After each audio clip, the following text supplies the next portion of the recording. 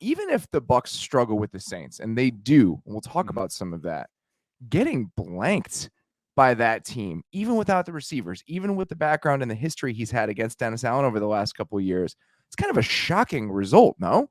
Yeah, a goose egg. I think it's the first time Brady's It's ever been hard to shut get out at shut home. out in the NFL. It's hard. It's hard, especially when it wasn't. Yeah, the injuries, of course. Yada yada. But everyone's got injuries. But also just like, yeah, it's hard not to just look and at least a field goal, get yourself in scoring range. You know, Well, at they least. missed a couple of them, so that also Yeah, hurts. yeah, that does hurt. But at least like just, but that even has to go against you as well. But it's just like it's hard. It's hard to put up 40, and it's hard to get skunked. It really is. Like just something at the end, like a little, like give me like a bullshit drive at the end to get you some scores, a 2-minute drive before the half, just something.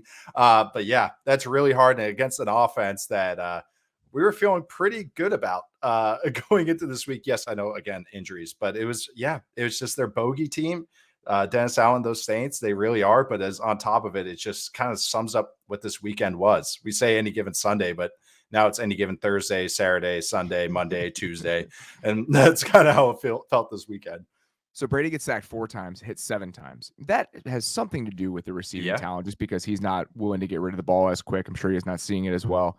But I mean, it's a rough day for that front against a pretty good Saints defensive line. I mean, Cam Jordan had 2 sacks, gets to 100.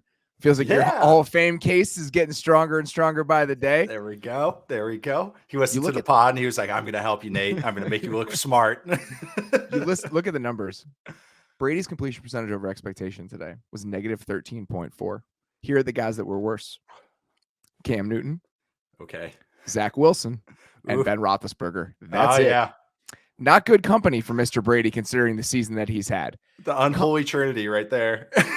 In 4 regular season games against the Saints, since Brady got to Tampa, he's averaged negative 0.18 EPA per dropback. All right. Okay. Overall, he's at 0.14, which is the 6th highest mark in the league. That negative 0.18 is the same that Dwayne Haskins and Sam Darnold have put up over this entire time.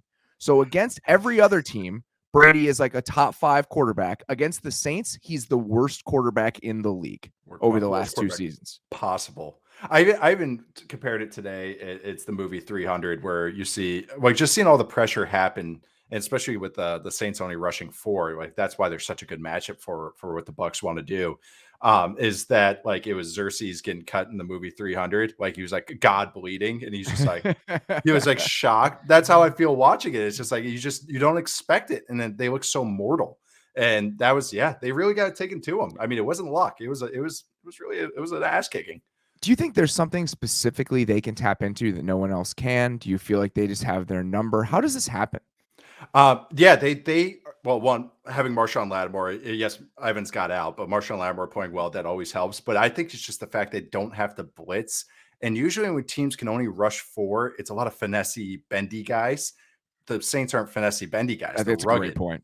And I agree with that, because think about how many times you've seen Brady just sidestep people in the pocket, step up when their tackles push people by. I mean, when you don't have to worry about navigating that space front to back in the way that he does, and they can just kind of crush that space, it really does work. And I do think that the sim pressures are the way they work against him, where they're only bringing 4, but you don't know who it is necessarily. Yes. It does feel like they have a really good sense of it. All this being said, they lose Evans and Godwin early in this game. You're playing without both of those guys. I mean, we're talking about them as maybe the best wide receiver duo in the entire league. Yeah. So now I think the question isn't, did the Saints figure out the Bucs? Is this really a concern? To me, it's, are they going to be healthy? Like, are these guys going to be back? Because if they start losing people like that, and now we're playing with Tyler Johnson and Scotty Miller against the Packers on divisional round weekend, that's a real concern to me. And that, I mean, as good as their run game has been, like, or better, I should say, that's not what they're thriving in. This offense is meant to throw it 40 times and push the ball over and over and over. And that's, I mean, they really are the best receiver pairing, because it's just such a nice complementary pair. Totally. True X, true slot, and can bounce out to Z. They can just do whatever they want, those two. And then also, work the tight ends as well. But that's exactly it. It's that, they haven't announced anything, right, with the injuries. I just saw it was out, hamstring and knee, right? Well, hamstring for Evans and knee for Godwin. Yeah. But but like, You don't know how serious those are. Not the timing to be having that week 15. Yes, there's an extra week in the regular season, but I mean, both of these conferences are bloodbaths.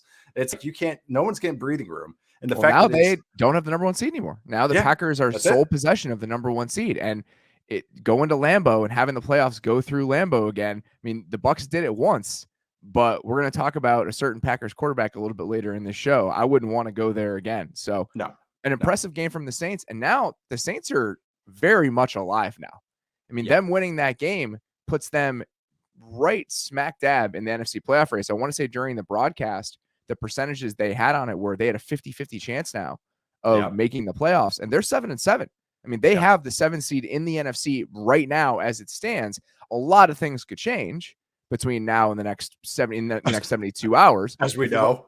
I mean, the Vikings, two more teams potentially could be 7-7. At least one more will, because Washington plays the Eagles and the Vikings play the Bears.